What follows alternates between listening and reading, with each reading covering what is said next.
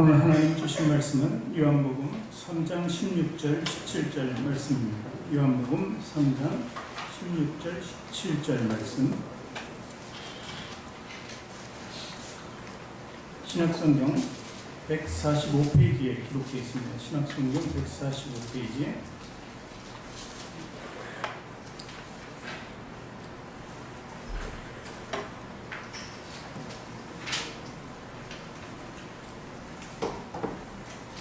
신약성경 145페이지에 기록되어 있는 요한복음 3장 16절 17절 말씀 우리 같이 함께 읽습니다.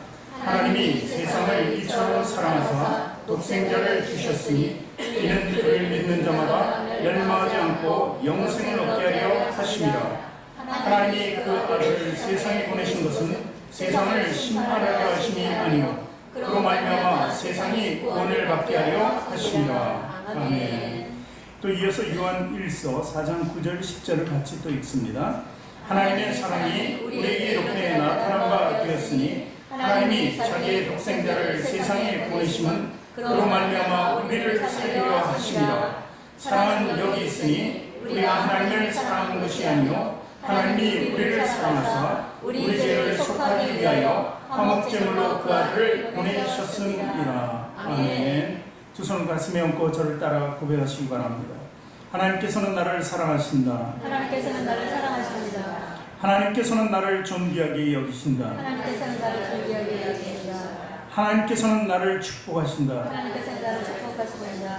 하나님께서는 내 문제를 해결해 주신다. 하나님께서는 내 문제를 해결해 주셨습니다. 믿음의 고백이 되셨습니까? 아멘. 아멘. 우리 앞뒤 전후 좌우에 계신 분들과 인사합니다. 당신을 사랑하고 축복합니다. 사랑하고 축복합니다. 사랑하고 축복합니다. 사랑하고 축복합니다. 축복합니다. 사랑합니다. 축복합니다. 그 뒤에 있는 형제들은 앞으로 나와주세요.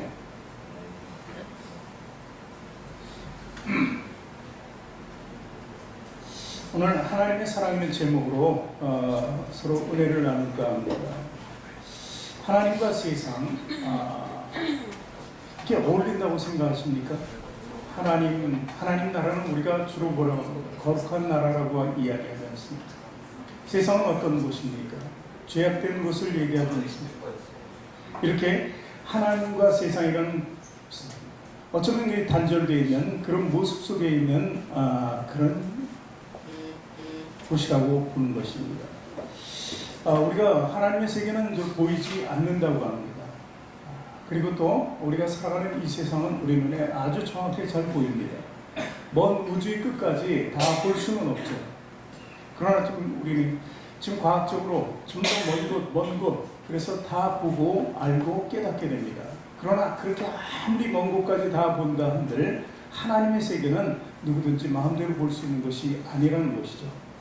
그래서 하나님 세계와 이 세상은 완전히 구분되어 있다, 이렇게 볼 수 있는 것입니다. 그런데 세상은 어떤 것입니까? 이 비유적으로 말씀을 하면 하나님 나라가 거룩하다면 세상은 어떤 것입니까? 죄악이 가득 찬 곳입니다. 우리가 사는 이곳은 세상이라고 얘기하고 그리고 죄악이 가득 차 있다, 이렇게 보는 것입니다. 그런데 하나님께서는 오늘 말씀 보니까 세상을 이처럼 사랑하사, 이렇게 기록하고 있습니다. 하나님께서 세상을 사랑하신다. 하나님의 거룩함을 두고 세상을 사랑한다는 것은 좀 우리가 볼 때 이해가 되지 않는 것이죠. 왜 그러면 세상을 사랑할까요? 세상 속에 있는 또 하나의 세상이라는 저와 여러분이 있기 때문에 그렇습니다. 하나님이 창조하신 많은 것 중에서 사람을 창조하셨습니다. 아담과 하와를 창조하셨을 때 그에게 하나님은 모든 것을 다 쏟아부었습니다. 6일 동안 만든 모든 것을 아담과 하와에게 다 맡겨버린 것이죠. 그리고 그 둘을 위해서 모든 것을 지으셨다고까지 이렇게 말씀하시는 것입니다. 그렇기 때문에 하나님의 인간을, 사람을 향한 그 사랑은 정말 끝이 없는 그런 한없는 사랑이라고 볼 수 있는 것입니다. 하나님의 속성은 긍휼과 자비, 인자, 이런 속성을 가지고 있습니다. 비록 범죄한 인간이고 그리고 아담과 하와가 범죄함으로 추방을 당하고 저주받은 땅에서 이 세상이라는 곳에서 살아가지만 하나님께서는 그들에게 사랑으로 다시 한번 회복시키기를 원하셨던 것입니다. 우주 끝까지 많은 것이 있습니다. 그런데 정말 생명이 있는 곳은 거의 지금 발견하지 못하고 있습니다. 우리 사람으로서, 인간의 과학으로서 생명이 있다는 것을 감지하지 못하고 있어요. 생명이 있는 곳은 바로 지구 밖에 없다는 거예요. 우리가 사는 이 땅에 우리가 생명으로 있는 것입니다. 다 생명이 없는 것이. 예를 들어서 화단을 아름답게 꾸몄습니다. 근데 화단을 꾸며놓고 그리고 그 안에 이제 씨를 뿌리고 화초를 심습니다. 여러 가지 식물을 심을 때 사람들이 보는 것은, 날마다 관심을 가지는 것은 화단보다는 화단 속에 자라나는 그 생명을 바라보는 것입니다. 얼마나 자랐을까? 얼마나 컸을까? 이제 얼마나 꽃이 필까? 얼마나 많은 열매가 맺힐까? 여기에 관심이 있고 생명이 있는 것에 모든 것을 집중시키는 것이죠. 하나님도 마찬가지입니다. 생명에만 하나님께서 관심을 두시는 것입니다. 저 바위나 산이나 물론 흐르면서 생명같이 보이지만 움직이니까 그런 것에 관심을 두는 것이 아닙니다. 오직 우리 저와 여러분과 같은 모든 인간에게만 하나님은 관심을 쏟으신 것입니다. 그 관심이 바로 하나님의 사랑이었던 것입니다.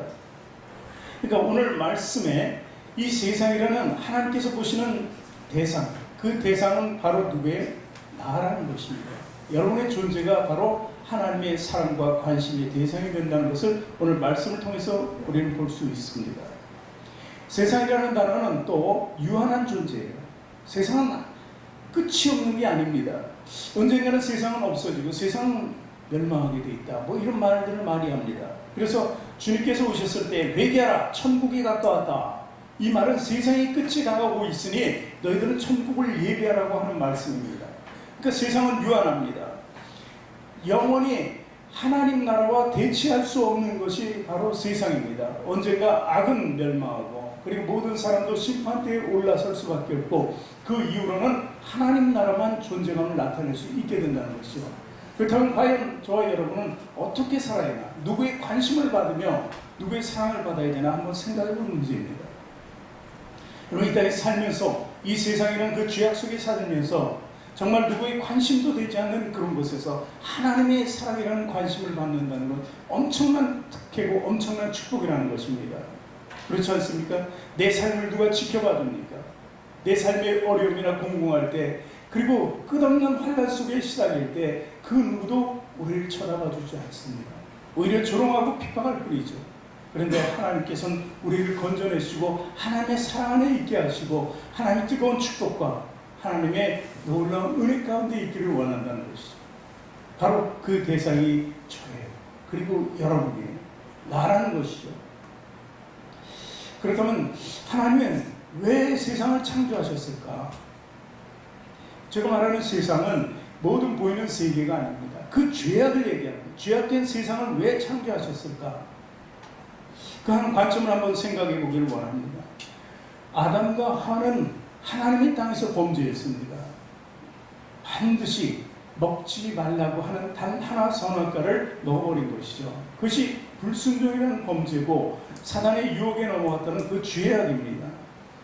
그래서 사단과의 관계가 이제 인간과의 관계가 형성이 돼요. 그전에 하나님과 밀접했는데 이제 뱀이라는 그 사단의 유혹에 넘어서 이제 사단과 밀접한 관계를 가지게 되는 것입니다. 그러면서 이제 우리 인간은 사단의 한계를 넘을 수 없을 정도로 사단의 꾀임에 빠지게 되는 것입니다. 사단이, 하나님께서는 선악과를 먹으면 너희가 정령 죽으리라고 말씀하셨습니다. 근데 사단은 죽지 않을 것이다. 오히려 선악을 분별할 수 있고 너희 눈이 밝아질 것이다. 이렇게 얘기합니다. 서로 상호간에 말이 틀린 것은 아닙니다. 사단이 보니까 사단의 말을 들어보니까 정령 죽지 않을 것이다. 이런 얘기를 들었어요. 하나님은 죽으리라고 그랬는데 근데 먹고 나서 정말 죽지 않게 됐는데 어떻게 죽지 않게, 죄에 대해서 죽지 않게 됐어요. 죄에 대해서는 언제나 살아있는 거예요. 영적으로는 하나님이 죽으리라는 말씀과 함께 죽어버렸다는 것입니다. 그러니까 하나님의 나라를 공유할 수 없는 것이죠.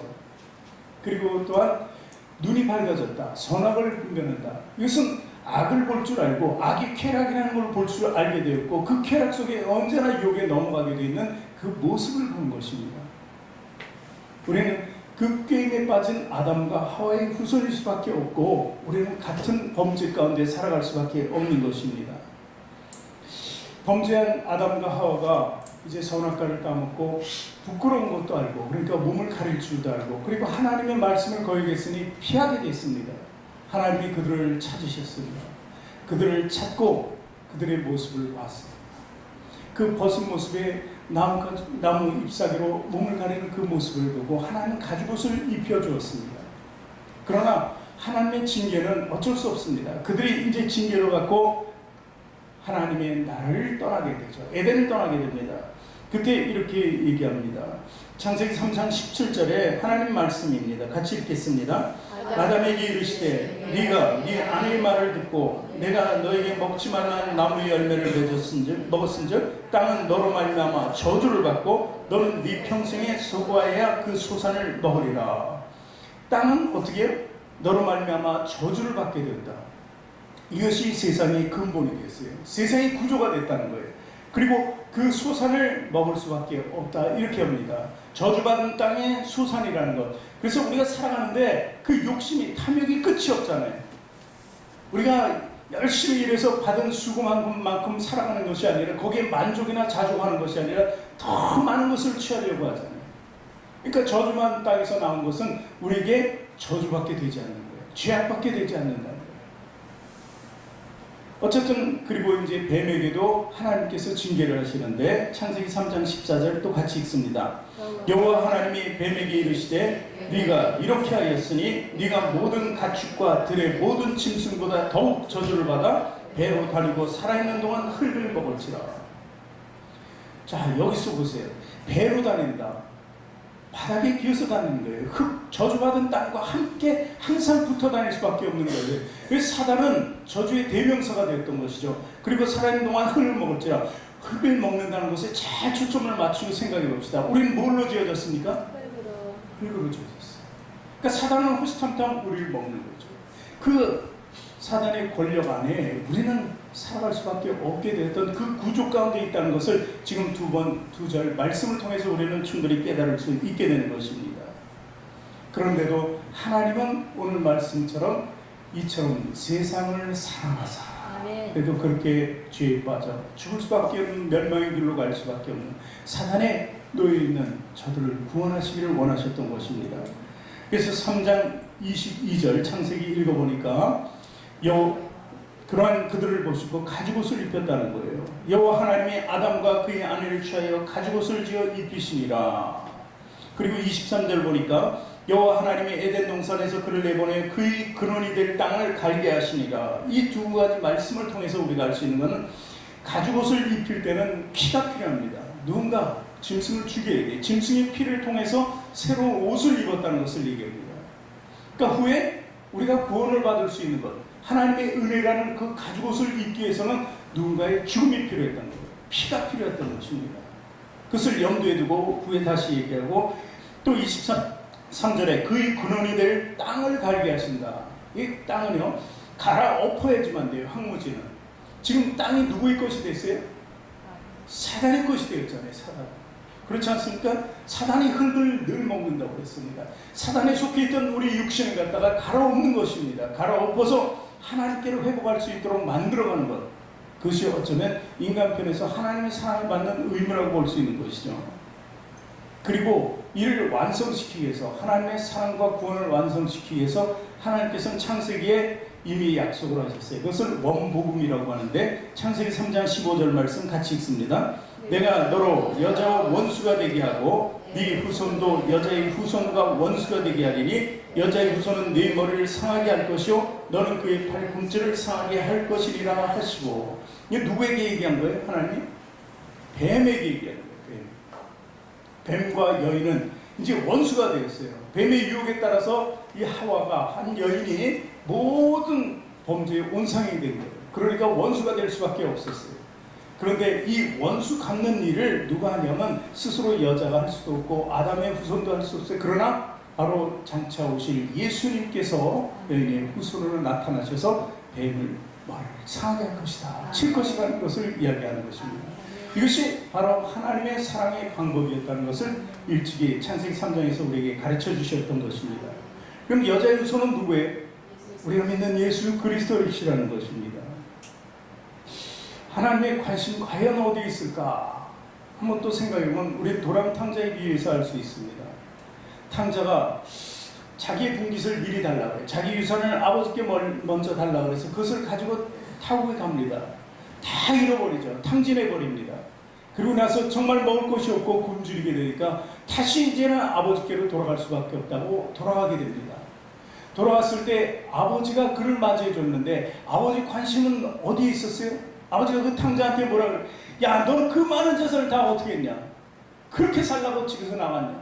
이렇게 한마디도 하지 않으셨어요. 오직 아버지의 관심은 죽을 뻔한 그 아들이 돌아온 것에 관심이 있었어요. 그 재물에는 전혀 관심이 없다는 것입니다. 하나님의 관심은 그래요. 세상 속에 살지만 모든 것이 우리 생명에만 관심이 있는 거예요. 우리가 가진 것에 관심을 두지 않습니다. 우리가 얼마나 잘 살고 축복 가운데 살아가는 그 관심보다는 하나님께서는 오직 우리 생명을 보존하는 데만 관심을 두시고 있다는 것입니다. 그래서 그 관심과 사랑이 얼마나 극진하신지 결국 오늘 독생자를 주셨다고 합니다. 독생자는 바로 예수님입니다. 하나님의 사랑이 독생자를 통해서 이제 나타나는 거죠. 제가 창세기를 쭉 여러분께 말씀드린 이유는 예수님을 말씀드리기 위해서입니다. 결국 예수님께서 이 땅에 오신 것이죠. 요한복음 1장 14절에 보니까 요한은 이렇게 설명하고 있습니다. 말씀이 육신이 되어 우리 가운데 거하심에 우리가 그의 영광을 보니 아버지의 독생자의 영광이요 은혜와 진리가 충만하더라. 예수님은 독생자 하면은 우리가 날 때 아들 하나만 낳으면 독자잖아요. 그죠? 독자라고 얘기합니다. 아브라함에게 이삭 말고도 이스마엘이 있었는데 이삭을 독자라고 합니다. 독자 이삭이라고 그래요. 나의 아들로 인정할 수밖에 없는 것은 이삭밖에 없다는 뜻이죠. 하나님에게도 단 한 분밖에 없었습니다. 바로 예수 그리스도입니다. 근데 우리가 낳고 나온 아들 독자와는 완전히 다른 것이 바로 예수님이라는 거예요. 예수님은 하나님과 동등한 입장에 있는 한 분 하나님이시죠. 그러니까 그분 하나님이 말씀이셨고 그리고 말씀이 육신이 되어서 이 땅에 왔다. 창조하실 때 하나님께서는 세 분, 그러니까 삼위일체라고 우리가 믿는 하나님, 성부 하나님, 성자 예수님, 그리고 성령님과 함께 온 세상을 창조하시고 또 인간에게는 성령님이 크게 기여해서 생기를 부어주셨다. 이렇게 기록이 되어 있습니다. 어쩌면 이렇게 세 분은 동등하시고 한 분이실 수도 있는 분입니다. 근데 그분이 말씀이죠. 말씀으로 무엇이든 창조하고 말씀으로 예수님께 공생의 사역 동안에 병고침과 구원의 사역이라든가 어떤 사역도 말씀으로 하셨다는 것을 거기 볼 수 있는 것이죠. 그래서 그 말씀이 육신에 대해서 이 땅에 오셨다. 낳고의 과정보다는 하나님 그분이 이 땅에 오셨다는 것을 얘기하는 거예요. 그래서 독생자라는 것과 독자라는 건 약간 많이 차이가 있을 수 있는 것입니다. 그렇다면 그 독생자는 어떠한 아들인가? 독생자와 독자의 다른 점. 그래서 이 독생자라는 것은 마태복음 1장 21절 보니까 태어남부터 다른 것을 알 수 있습니다. 같이 읽습니다. 아들을 낳으리니 이름을 예수라 하라. 이는 그가 자기 백성을 그들의 죄에서 구원할 자이시니라. 이미 낳으실 때 그냥 인생을 육적으로 태어났다가 다시 흙으로 돌아가는 인생이 아니고 무엇을 하러 어떤 하나님의 사명을 가지고 오셨는데 바로 죄에서 구원할 자. 세상 속에서 세상이 또 하나의 우리를 구원해 주실 자로 이 땅에 보내심을 받았다는 것입니다. 바로 이분을 독생자라고 합니다. 우리가 아들 하나 가진 사람한테 독생자를 가지셨네요 이렇게 얘기 안 하죠. 그 중에 독자네. 그렇죠? 3대 독자네, 4대 독자네 이러지 3대 독생자네 이렇게 얘기를 하죠. 그래서 좀 말에 차이가 있는 것입니다.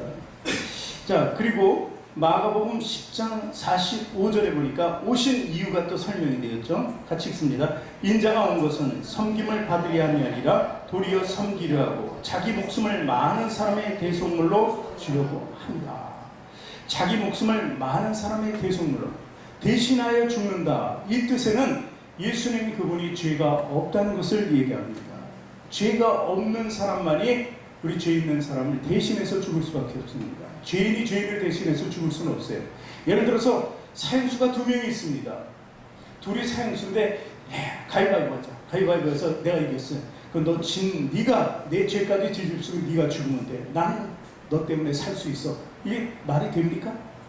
안 되죠. 각자의 내려진 형벌이기 때문에 둘 다 죄가 있기 때문에 둘 다 죽을 수밖에 없는 거예요. 그러나 예수님은 죄가 없이 죽으셨기 때문에 누군가의 죄를 대신 한 번 할 수 있는 거죠. 그렇죠? 단 한 번의 죽음이 한 사람 한 사람 누구든지 믿는 사람들을 살릴 수 있는 능력을 가졌다는 거예요. 그리고 또 한 가지 중요한 사실은 죄가 없이 죽은 자만이 부활로 나갈 수 있어요. 죄 있는 자는 결국 멸망이고 사망이지만 죄 없는 자만이 부활할 수 있다는 거예요. 그래서 예수님께서 어떻게 부활의 첫 열매가 되셨다는 말을 이야기하는 거예요. 고린도전서 15장 3절 4절 같이 읽습니다. 내가 받은 것을 먼저 너희에게 전하였나니 이는 성경대로 그리스도께서 우리 죄를 위하여 죽으시고 장사 지낸 바 되었다가 성경대로 살만에 다시 살아나셨다. 죄가 없이 죽으셨기 때문에 어떻게 살아나실 수 있었다. 그것이 바로 고린도전서 15장 20절에 그러나 이제 그리스도께서 죽은 자 가운데서 다시 살아나서 잠자는 자들의 첫 열매가 되셨다. 처음으로 죄 없이 죽으셨기 때문에 처음으로 열매가 되셨어요. 그렇다면 우리가 죄 사함을 받으면 우리도 죄 없는 자가 되잖아요. 그러면 그 생명의 부활로 우리가 나갈 수가 있는 거예요. 예수님을 믿고 내 죄 사함을 받으면 우리가 죄 없는 의로운 자가 되어서 예수님처럼 부활에 동참하게 된다는 사실입니다. 이것이 원리예요. 살아남, 부활의 원리라는 것입니다. 그러니까 독생자만이 하실 수 있는 일이라는 거죠. 또 마지막에 독생자가 또 하실 수 있는 일이 있습니다. 해야 될 일이죠. 사도행전 1장 11절 같이 읽습니다. 이르되 갈릴리 사람들아 어찌하여 서서 하늘을 쳐다보느냐. 너희 가운데서 하늘로 올려주신 이 예수는 하늘로 가심을 본 그대로 오시리라 하였느니라. 예수님께서 이제 승천하셨습니다. 승천하셨는데 그 승천하신 것을 본 모아하는 사람들에게 뭐라고요? 다시 오신다는 거예요. 다시 오신다. 예수님이 이 땅에 정말 인간의 모습을 가지고 태어나셨을 때 그것을 바로 초림이라고 해요. 초림. 예수님이 이제 오셨다. 성경의 약속. 근데 다시 오시는 예수님을 재림 예수라고 합니다. 그날엔 과연 무슨 일이 있을까요? 예수님이 다시 오면 그때는 이제 마지막 날이 됩니다. 심판의 부활로 나가고 생명의 부활로 나가는 거예요. 둘 다 부활하는 것 같지만 심판은 멸망의 길로 가는 거죠. 그러니까 쉽게 얘기하면 지옥으로 가는 사람과 하나님 나라로 가는 사람을 구분하는 날이 예수님이 다시 한번 오시는 날이 된다는 거예요. 그러니까 심판주로 오실 거라는 거예요. 그래서 로마서 6장 23절에 보니까 죄의 삭은 사망이요 하나님의 은사는 그리스도 예수 우리 주 안에 있는 영생이다. 이 두 갈래길을 마지막 재림 때 이루신다는 것을 이야기합니다. 이것이 독생자가 하시는 일이에요. 독생자. 그러면 저와 여러분은 믿는 자이기 때문에 그것을 믿음으로 받아들이는 자이기 때문에 하나님의 사랑 가운데 독생자의 영광을 보고 그리고 우리는 사망이 아니라 멸망이 아니라 영생의 일로 가게 된다는 사실입니다. 이것이 정말 놀라운 축복이라는 것을 믿으시기 바랍니다. 예수님이 태어나시기 전에 한 600년 전쯤에 페르시아 왕국이 있었습니다. 페르시아 그 주변에 페르시아가 이제 모든 나라를 많이 정복했어요. 그때 고레사라는 왕이 있습니다. 성경에 나오는 왕이죠. 이 전쟁에서 승리하고 난 뒤에 적장을 하나 잡았습니다. 적장을 딱 잡고 그리고 그 가족을 다 데리고 왔습니다. 자식들이 있고 아내가 있습니다. 그러면서 그 자리에서 한번 물어봅니다. 왕이 내가 너를 만약에 살려준다면 넌 나한테 무엇을 해주겠냐. 그랬더니 그 적장이 하는 말이 내 재산의 반을 드리겠습니다. 이렇게 얘기하더라고요. 그래 그럼 네 자식들을 만약에 살려준다면 너는 과연 무엇을 주겠느냐. 근데 나머지 재산을 다 드리겠습니다. 그러면 네 아내를 살리기 위해서 너는 나에게 무엇을 줄 수 있냐 그랬더니 그때 그 적장이 하는 말이 나는 내 목숨을 드리겠습니다.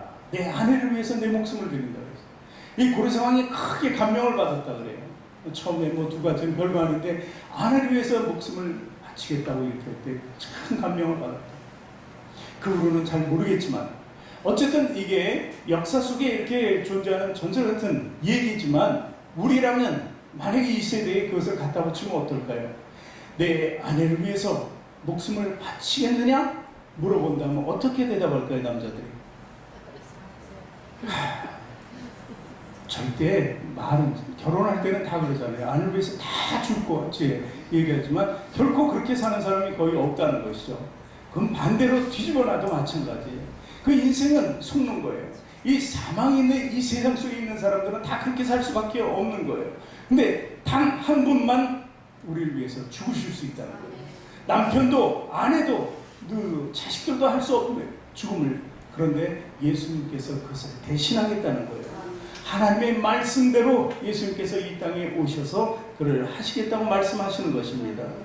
바로 우리는 그 은혜 아래 있는 거예요. 은혜. 내 옆에 있는 나와 살갗을 맞이하는 마주대하고 밤새 같이 잠도 잘 수 있죠. 이런 그런 사람들이 자식이고 그리고 내 부부 생활인데 그 사람도 하지 못할 일을 주님께서는 해주신다고 이렇게 약속하신 것입니다. 우리 한 목숨을 내 한 목숨을 위해서 당신의 한 목숨을 내어주신 분이 바로 예수 그리스도고 우리는 그 안에 살게 된다는 것입니다. 본문에 멸망치 않고 영생을 얻게 하신다 이 말씀이 있죠. 영생을 얻게 하신다. 제가 얘기한 것처럼 두 가지는 말입니다. 두 가지 길로. 쉽게 생각하세요. 이것을 뭐 어렵게 생각하지 말고 우리말로 누가 죽었어요. 정말 아는 분이 죽었어요. 친한 사람이 죽었어요. 그럼 뭐라 그래요? 누구한테 얘기할 때 그 사람 아무개가 있는데 세상을 떠났대 이렇게 해야죠. 그죠? 죽음 뒤에는 세상을 떠난다는 얘기예요. 뭔가 분리가 된다는 것을 분명히 얘기해요. 이건 공공연히 만들어낸 얘기가 모두가 공통적으로 세상을 떠났어 이렇게 이야기하는 것입니다. 그러니까 그 말은 어쩌면 우리 모든 사회생활에 많은 사람들이 인정하고 있다는 거예요. 세상을 떠나 죽는다는 것은 뭔가 분리가 된다는 것을 얘기하는 것이죠. 그래서 히브리서 9장 27절에 보니까 한 번 죽는 것은 사람에게 정해진 것이요 그 외에는 심판이 있으니 두 가지 길이죠. 멸망치 않고 영생을 얻게 하신다. 그럼 멸망이 있다는 거죠. 멸망이 있으니까 그렇지 않고 영생을 얻게 하는 것이죠. 영생이 없다면 또 멸망도 없는 것이죠. 그렇지 않습니까? 어쩌면 이 두 가지 관계 속에서 두 가지는 확실히 완연하게 다른 차이점을 보여주고 있는 것입니다. 우리는요 구약에서 이스라엘이 출애굽하던 장면을 기억합니다. 모세가 홍해를 가르는 장면 영화로도 봤지 않습니까? 얼마나 대단합니까? 그런데 그 직전에 그 홍해까지 나설 수 있는 것은 하나님께서 그 애굽 사람들이 이스라엘 백성들을 노예로 삼고 놔주지 않았는데 놔줄 수밖에 없는 사건이 있었잖아요. 하나님께서 10가지 재앙을 애굽에 내리면서 이스라엘 백성들을 풀어주게 했습니다. 근데 마지막 9번째 재앙까지는 그들이 듣지 않았어요. 바로 왕이. 근데 마지막 10번째는 할 수 없이 이제는 항복이다 하고 이스라엘 백성들을 내어보냈죠. 마지막 재앙이 무엇이었습니까? 초태생의 죽음입니다. 무엇이든지 처음 된 것은 다 죽는 거예요. 사람뿐만 아니라 짐승들도 처음 난 것은 다 죽여버립니다. 하나님이 그렇게 말씀하셨는데 하나님이 이처럼 세상을 사랑하사 이스라엘 백성들만은 피할 길을 주셨다는 거죠. 어떻게 피할 길을 주셨어요? 어린 양을 잡아서 그 피를 이스라엘 백성들이 사는 집 문설주와 임방에 바르면은 그 사망이 지나가게 되어 있다는 것입니다. 애굽의 모든 것들은 다 죽지만 초태생이요 마다들 얘기하는 거 맞된 것은 다 죽지만 이스라엘 백성만큼은 피해갔다는 사실입니다. 이것이 무엇을 의미합니까? 피로서 어린 양의 피로서 구원받았다는 거예요. 아까 가죽옷을 얘기했을 때 피를 제가 말씀드렸죠. 바로 이 피입니다. 이 피가 있어야만 하나님의 사랑 가운데 은혜 가운데 구원받을 수 있게 된다는 것입니다. 우리 성도 여러분은 우리 주님의 보혈을 문설주와 임방에 바르는 거예요. 악한 세력이 틈타지 못하게 하는 것입니다. 저 세상적인 것이 다시 나를 틈타지 못하도록 내가 세상을 떠나고 세상을 버리고 이제 거듭난 삶을 드리고 영생의 삶을 걸어가는데 호시탐탐 이 세상은 누구의 것이에요? 마귀 사탄의 것이에요. 사탄은 우리를 다시 끌어내려고 하는 거예요. 그래 선악과 한번 먹어봐. 그렇게 우리를 계속해서 유혹합니다. 세상적인 것을 유혹하면 웬만한 사람들 빠지잖아요. 다 내가 어렵고 힘들고 고난 가운데 있을 때는 정말 그것을 해결할 수 있는 세상에 무엇이든 있다면 내 무엇을 영혼을 팔아서라도 그걸로 나가려고 하잖아요. 많은 소설이 영혼을 파는 그런 소설도 있잖아요. 그런데 하나님께서는 그것을 원하지 않으시는 거예요. 영혼을 팔지 않고 영혼을 지키는 것이 오히려 그 악을 이기는 방법이라고 하나님께서 말씀하시고 주님의 보혈의 능력을 선물로 주셨고 우리를 지키기 위해서 성령님이 우리 함께 하신다는 사실입니다. 그래서 우리는요, 이 세상과 그리고 단절된 구별된 거룩한 나라를 보며 살아야 돼요. 영생을 위해서 살아내 사랑이 넘치는 곳을 향해서 살아야 된다는 것입니다. 이미 하나님께서는 예수님을 통해서 예비해두고 계신 거예요. 내 아버지 집에 거할 곳이 많도다. 내가 먼저 가서 너희를 위하여 처소를 예비하고 있겠다. 이렇게 예수님께서 말씀하셨습니다.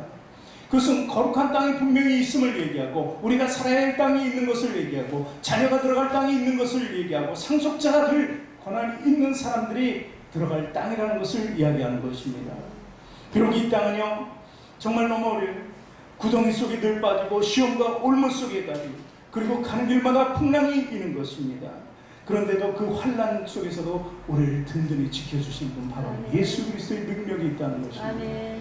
그 능력은 온전한 하나님의 직하신 사랑 속에서 늘 우리에게 주어진다는 것이죠. 아멘. 우리가 광야 같은 인생 속에서도 하나님을 만난 뒤에는 이 고난 속에서도 하나님을 만난 뒤에는 모든 것을 참고 견디며 또 어떤 때로는요 정말 어려운 가운데서도 하나님을 생각하면서 입가에 싹 미소를 띠는 그런 삶을 살 수 있는 것이 우리 그리스도인의 삶이라는 것입니다. 왜냐하면 우리에게 최고의 승리가 약속되어 있기 때문에 그렇습니다. 그래서 우리는 고난 앞에서 주저하지 말고 하나님께 오히려 감사를 드릴 수 있어요. 고난이 바로 나를 다시 새롭게 업그레이드 시켜가는 과정이고 하나님의 사랑을 더 깨닫게 하는 것이라는 거예요. 그것이 바로 믿음이라는 거예요. 믿음은 바로 우리 인생을 바꿔놓습니다. 오늘 말씀 속에 믿음이 있잖아요. 세상을 이처럼 사랑하사 독생자를 주셨으니 하면서 그 다음에 왜 이를 믿는 자마다 멸망치 않고 영생을 얻게 하리라. 그러니까 반드시 그 과정에 우리에게 요구하는 것이 있는데 바로 믿음이라는 것입니다. 믿음. 하나님의 사랑을 믿느냐, 독생자 예수 그리스도를 우리에게 내어주신 바 되었는데 그분이 우리를 대신해서 우리 죄를 대신해서 십자가에 못 박혀 죽으신 것을 믿느냐. 예, 아멘. 그 다음에 부활로 나가신 것을 믿느냐. 아멘. 영생이 있음을 믿느냐. 아멘 하면서 우리는 따라가는 것이죠. 그것이 바로 믿음입니다. 요한복음 11장 25절 26절 같이 읽습니다. 예수께서 이르시되 나는 부활이요 생명이니 나를 믿는 자는 죽어도 살겠고 무릇 살아서 나를 믿는 자는 영원히 죽지 아니하리니 이것을 내가 믿느냐는 거예요. 여러분 종살이 하던 한 소년이 죄수로 있던 한 청년이 애굽의 총리가 되었어요. 어떻게 될 수 있습니까? 하나님을 믿는 믿음이었습니다. 비록 17세밖에 되지 않은 소년이 청년의 과정도 아직 겪지 못한 소년이 한 3m쯤 되는 골리앗이라는 적장을 물리쳤습니다. 물맷돌 돌멩이 하나로 정확하게 맞추고 담대하게 그 앞에 나갈 수 있는 것조차 믿음이었습니다. 던져서 죽일 수 있는 것도 믿음이었습니다. 내가 그렇지 못하고 내가 그 골리앗에 의해서 죽게 된다 그래도 믿음으로 나갔던 것입니다. 이것이 믿음입니다. 생각해보세요. 그 고난과 환난, 요셉의 고난과 환난을 생각해보세요. 다윗의 그 골리앗과의 싸움에 일어난 그 사이에 있던 모든 것을 연결해보세요. 다윗이 할 수 있습니까? 전혀 할 수 없습니다. 그 소년이 어떻게 그런 생각하는 것조차도 정말 끔찍한 거죠. 그런데 그 생각을 누가 하셨어요? 하나님이 주신 거예요. 그리고 믿음으로 다져갔습니다. 그러니까 완성시킬 수 있는 거예요. 총리가 되는 완성도, 골리앗을 물리치고 나중에 이스라엘의 가장 역대 가장 큰 왕이 된 다윗, 이런 것이 다 믿음 안에서 형성되었다는 것입니다. 믿음은요 정말 기초적인 걸 우선 생각해 볼 필요가 있어요. 믿음은요 죄인을 의인으로 바꿔놓는다. 믿음은 사망을, 멸망을 영생으로, 생명으로 바꿔놓는다. 이것이 믿음이에요. 이런 것만 믿어지면은 그 과정은 좀 전에 얘기했던 요셉의 과정이나 다윗의 과정은 뭐 별거 아니라는 거예요. 당연히 우리에게 따라오는 것이라는 것입니다. 우리는요 하나님의 자녀잖아요. 상속자를 약속된 천국을 바라보는 거예요. 세상이 있지 아니하고 천국을 바라보는 거예요. 하나님이 세상을 사랑했다는 것. 우리는 세상을 미워해야 되는데 하나님은 사랑했다는 거예요. 왜 사랑했어요? 우리 때문에, 나 때문에. 저 여러분 때는 사랑할 수밖에 없었던 거예요. 이제는 우리가 믿음의 표대가 되시는 예수 그리스도를 우리가 항상 영접한 가운데서 살아가야 합니다. 어떤 시험과 고난과 유혹 앞에서도 당당히 믿음으로 맞설 수 있어야 됩니다. 하늘에 소망을 둔다면 모든 과정은 남들은 어렵다고 보지만 우리는 어려운 것이 아닙니다. 그것은 당연히 있어야 할 그런 환난과 고난과 연단이고 그 안에서 더 우리는 성숙한 신앙으로 자리매김을 한다는 것이죠. 이것을 하나님이 원하시는 거예요. 하나님이 그처럼 우리를 사랑한다면 우리도 하나님의 사랑을 받아들이는 모습을 하나님께 보여드려야 돼요. 날마다 사랑하시니까 나는 그냥 가만히 있어도 돼. 그거 아니죠. 하나님의 사랑에 반응할 수 있어야 돼요. 우리 신앙을 지키며 하나님께 헌신하며 하나님의 일을 하며 전도도 하고 하나님이 시키는 모든 하나님의 뜻이 무엇인지를 잘 구별하고 하나님 원하시는 기뻐하시는 일이 무엇인지를 잘 분별할 수 있어야 돼요. 그것을 행하는 것이 바로 하나님의 사랑에 우리 가운데서 행하면서 하나님의 만족도 우리가 채워가야 된다는 사실입니다. 그래서 기왕이면 우리가 그러잖아요. 효자 효녀가 되라 그러잖아요. 우리도 하나님 앞에서 우리 모든 충성을 다하는 헌신된 자세로 신앙생활을 하면서 독생자 예수 그리스도의 크신 능력을 바라보면서 살아가기를 주님의 이름으로 축원합니다.